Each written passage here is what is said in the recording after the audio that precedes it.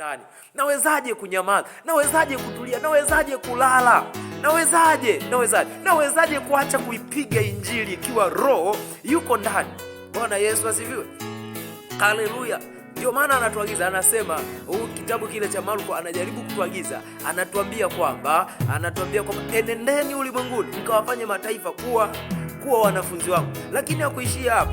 Anaposema enendeni, lakini anakamilisha na usemi usemao nitakuwa pamoja nanyi hata ukamilifu.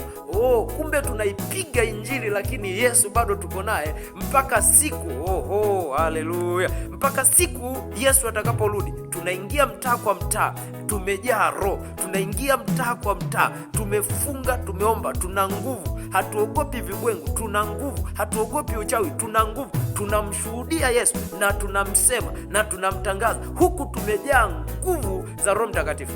Kuna wakati nimewahi kusema ishara na miujiza sio za watu walioko kanisani. Watu wa Mungu lazima tuelewane hiyo. Ishara na miujiza kwa watu walioko kanisani ni haki yetu. Ishara ya miujiza ni lugha ya Mungu kwa watu wasioamini walioko nje.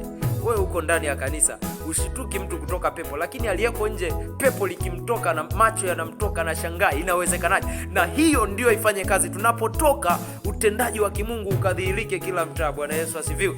Haleluya. Mungu akuwezeshe, mtu wa Mungu, akutie nguvu, akupe kiu, akupe shauku, akupe hamu. Mpango wangu mimi Pentecost hii